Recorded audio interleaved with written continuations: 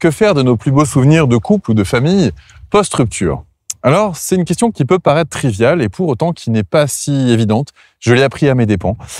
Maintenant, je vais circonscrire le sujet de cette vidéo aux relations de dépendance affective. En tout cas, je vais surtout m'axer sur ce type de relation. Non pas que ce soit difficile dans d'autres situations, bien sûr que la mécanique est la même, sauf que, peut-être que vous ne le savez pas, mais dans une relation de dépendance affective, eh bien, tout est exacerbé. C'est-à-dire que l'intensité du partage prend des ampleurs démesurées, voire des saveurs d'absolu. Pourquoi est-ce qu'on en arrive à ça? Eh bien, parce qu'une relation de dépendance affective, comme son nom l'indique, a le poids d'une dépendance. C'est exactement les mêmes symptômes et les mêmes syndromes qu'une dépendance à une substance biochimique. C'est-à-dire que ça devient plus fort que soi. Ça engage des enjeux existentiels fondamentaux chez la personne qui a connu ce type de relation. Donc forcément, lorsqu'elle a connu l'espace d'un instant ou de quelques années une relation de plénitude totale, eh bien les souvenirs revêtent une intensité mais démesurée. C'est indescriptible à quel point c'est profond, à quel point ça nous habite et à quel point ça nous hante. Alors, que faire de ces souvenirs une fois qu'on a eu une rupture, notamment et surtout quand il y a eu, je sais pas, de la vie en plus, des enfants, des amis, une entreprise créée ensemble, des projets créatifs, que sais-je, et j'en passe et des meilleurs. Bref, que faire finalement de ces souvenirs? Eh bien, il y a différentes tactiques qui sont employées. La première des solutions que j'ai pu observer chez la plupart des gens, et que j'ai d'ailleurs tenté moi-même, je l'avoue, eh bien, c'est de procéder à cet exercice simple, de faire une liste de tous les aspects désagréables de la personne, puis une liste de tous les aspects agréables de la personne, et à chaque fois qu'on a un souvenir agréable qui revient, eh bien, d'essayer de se remémorer aussi les souvenirs désagréables. Alors, ça marchotte, on va dire. Cette technique-là, pour éviter de, finalement, d'encenser l'autre, nous aide à nous rappeler qu'il y a eu aussi des mauvais côtés. Parce que c'est vrai que quand on est dans la nostalgie d'un souvenir extraordinaire, très savoureux, somptueux, un souvenir, je sais pas, de coucher de soleil en famille ou en couple, où on a l'impression de toucher du doigt ou toucher du bout du cœur l'absolu, eh bien à ce moment-là, c'est très difficile d'effacer l'intensité de ce souvenir. Et à chaque fois qu'on se le remémore, eh bien on a envie de retourner vers son ex. C'est d'ailleurs là-dessus que certains sites vous invitent à réfléchir sur les meilleurs souvenirs pour pouvoir éventuellement convaincre la personne de vous écouter à nouveau parce que on imagine que cette personne a les mêmes souvenirs que vous, en tout cas la même intensité. Mais ça, on en reparlera dans un petit instant. Alors, cette technique de faire cette liste des souvenirs agréables et désagréables et de les comparer, ou en tout cas de se remémorer le désagréable lorsqu'on a tendance à l'oublier parce qu'on se fait happer par ce souvenir, on se fait hanter par ce souvenir qui est à la fois magique et à la fois maudit quelque part, eh bien on se sent un petit peu dans le désarroi. Alors, cette technique peut fonctionner, mais malheureusement, elle ne fonctionne pas sur du long terme. Alors certains la pratiquent, et c'est la deuxième solution que j'ai pu observer, la pratique de manière plus intense encore, c'est-à-dire avec la même intensité que la relation. Ça s'appelle la diabolisation de l'autre.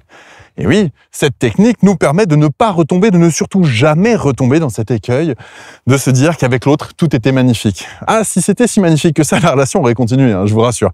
Il y a eu des aspects magnifiques, ça je ne vous l'enlève pas. Maintenant, une chose est certaine, c'est que si jamais la relation aurait été si parfaite que ça, elle aurait dû se poursuivre. Or, elle s'est terminée.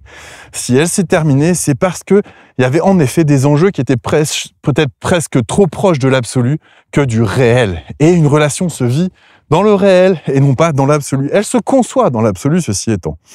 Et on peut se la remémorer dans une forme d'abstraction, de conception, puisque l'autre n'est plus là. Et donc cette dimension fantastique, absolue, incroyable, eh bien, peut reprendre toute sa place, surtout lorsque on se sent seul et que l'autre n'est pas là. Alors cette difficulté de rapport à l'autre, de rapport au passé, au souvenir, eh bien c'est quelque chose qui va nous accompagner. Alors il y a d'autres personnes qui tentent une troisième technique. Enfin, je vais quand même finir sur les désagréments de cette deuxième technique de diaboliser l'autre. Le problème de diaboliser l'autre, eh bien c'est que on est en train de pervertir quelque part le vécu, puisqu'il y a eu des bons souvenirs. Simplement, on essaye de leur rendre un caractère désagréable parce qu'on essaye de les teinter de... Comment dire mais ça se comprend encore quelque part, parce que quand on a l'impression d'avoir découvert, pardon, le poteau rose, c'est-à-dire on a l'impression de s'être fait avoir, de s'être engagé et d'avoir été abusé par l'autre parce que on a tout donné et l'autre ne nous a rien donné en retour. On a une certaine forme de rancœur. Et le problème, c'est que cette rancœur liée au fait qu'on a ouvert les yeux sur qui est vraiment l'autre va venir polluer et ternir et tacher tous ces souvenirs si magnifiques qu'on a eus. Pour autant, sur le moment, quand on les a vécus, ils étaient vraiment magnifiques. Donc, on est en train de s'auto-saccager en termes de souvenirs. Et ça, malheureusement, ça ne permet pas vraiment la construction de l'individu. Ça ne permet pas vraiment le fait de se retrouver, au bout d'un certain temps, quand on retrouve une forme de sérénité par rapport à cette relation, dans quelque chose d'agréable. Alors, comment est-ce qu'on peut faire pour trouver une solution viable? La troisième solution que j'ai pu voir, eh bien, c'est certaines personnes qui n'ont pas envie de tomber dans cette détestation de l'autre ni de son propre vécu et vont tenter de créer de nouveaux souvenirs avec une nouvelle personne, c'est-à-dire de rentrer en relation avec ce qu'on appelle un ou une next. Peut-être que vous connaissez cette expression. Dans ces cas-là, qu'est-ce qui se passe? Eh bien, il se passe que on cherche à créer une relation avec une autre personne et créer des souvenirs de nouveau agréables, mais au lieu de les associer avec notre ex, avec qui on était en relation de dépendance affective, on cherche à les associer à une nouvelle personne qu'on ne connaît pas. Mais pour autant, et c'est là où notre cerveau nous joue des tours, et c'est pour ça que cette solution ne fonctionne pas à mon avis, eh bien, ce type de relation avec un next ou une next va nous amener systématiquement à une forme de comparaison. Et oui, et puis on va se tester et on va commencer à développer des stratégies pas forcément jolies, comme par exemple amener ce next ou cette next dans les mêmes lieux pour essayer de reprogrammer ses propres souvenirs et avoir de nouveaux souvenirs. Ouais, j'ai tenté ça aussi. Marche pas bien. Ça marche sur l'instant, on a l'impression que ça fonctionne, mais sur du long terme finalement, puisque le next ou la next n'a pas pour vocation à construire une nouvelle relation, mais à chercher à faire cette relation au pansement, donc à panser ses plaies, eh bien, elle se finit mal en général aussi, ou en tout cas, elle se finit tout court.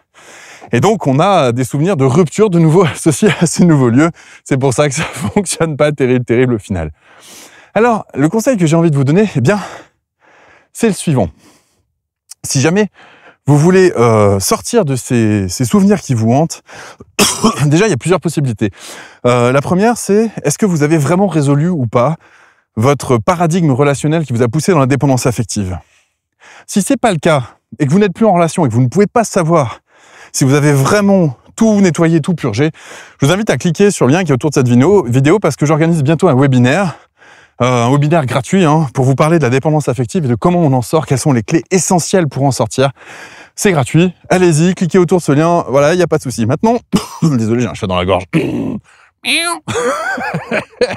Maintenant, comment on fait pour gérer ces souvenirs agréables qui nous hantent? Eh bien, la clé majeure, qui moi personnellement m'a permis de sortir de là, alors elle vous parlera peut-être pas, chacun est différent bien sûr, mais c'était de me rendre compte que ces souvenirs m'appartenaient à moi, mais n'étaient pas forcément partagés avec l'autre. C'est-à-dire que l'autre, ne les a pas forcément partagés avec la même intensité que moi. Pourquoi?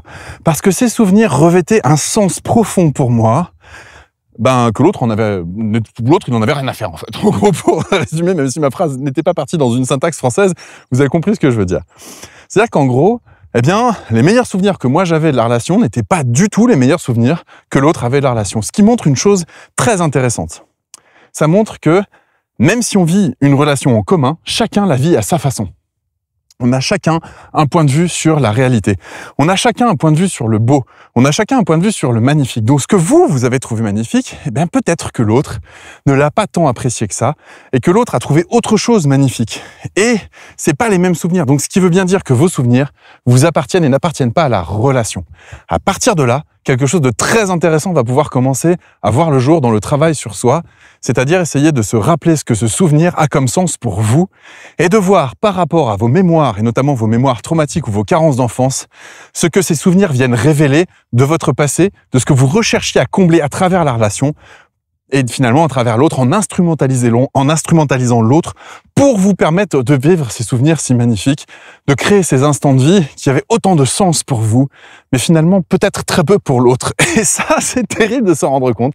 Mais oui, chacun vit la relation à sa manière. Ça a été personnellement, pardon, désolé vraiment, ça a été vraiment pour moi la clé qui m'a permis de réaliser que, en effet, mes souvenirs m'appartenaient. Et à partir de là, c'est un travail personnel. Et on n'est plus en train de se dire qu'on aimerait revivre ses souvenirs avec l'autre, parce que c'est une construction qu'on a fabriquée soi et qui ne correspond peut-être pas forcément à ce que l'autre voulait. Donc ça nous évite de vouloir retourner vers notre ex.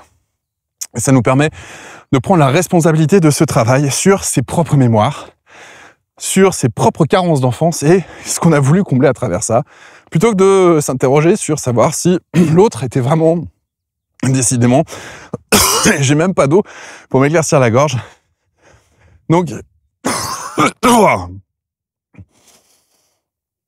ça ne va pas nous permettre de savoir si l'autre, eh bien, nourrissait la même intensité sur les souvenirs et y accordait le même sens. Quand on partage une relation qui n'est pas basée sur de la dépendance affective, eh bien, on essaie de construire des instants de vie qui conviennent aux deux. Alors, bien sûr que dans une relation de dépendance affective, il y a eu ce genre d'instant de vie qui correspondait aux deux et qui était magnifique pour les deux. Je ne dis pas le contraire. Et ça n'empêche que cette façon d'aller chercher à combler ces carences d'enfance et ces failles d'enfance en créant des instants de vie qui viennent justement nous montrer que on mérite le bonheur là où on l'a jamais connu avant, eh bien ça nous pousse dans l'illusion d'un couple, l'illusion d'un partage, alors que ce partage n'est pas forcément réel et en tout cas n'est pas forcément sain au sein de la relation parce que il n'est pas basé sur une envie commune, mais sur un besoin peut-être parfois réciproque de venir combler une carence d'enfance, une faille d'enfance. Et si vous avez vécu ça, eh bien, forcément, ce souvenir revêt une intensité phénoménale parce que, pour une fois, vous aviez l'impression que tout était résolu, que tout était juste parfait, que tout était... que vous étiez comblé finalement. Bah oui, quand on a nos carences qui sont comblées, on a l'impression d'être comblé. Malheureusement, ça ne dure pas, surtout si on cherche à les combler à travers l'autre, ce qui est une des bases des relations de dépendance affective. Voilà ce que je voulais vous dire dans cette vidéo. Donc, je vous donne rendez-vous dans le webinaire si ça vous intéresse. Sinon, je vous dis prenez soin de vous et à très bientôt. Ciao.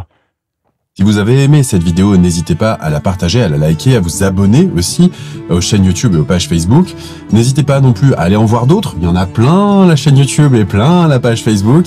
Et puis, je vais vous mettre des liens en dessous de cette vidéo ou au-dessus en fonction de là où elle se trouve. Des liens d'accès, notamment un lien d'accès au groupe de travail, un groupe gratuit. Si jamais ce sont des thématiques qui vous intéressent et que vous voulez vous retrouver un petit peu moins seul et travailler encadré par des coachs professionnels, eh bien voilà, il y a un groupe gratuit.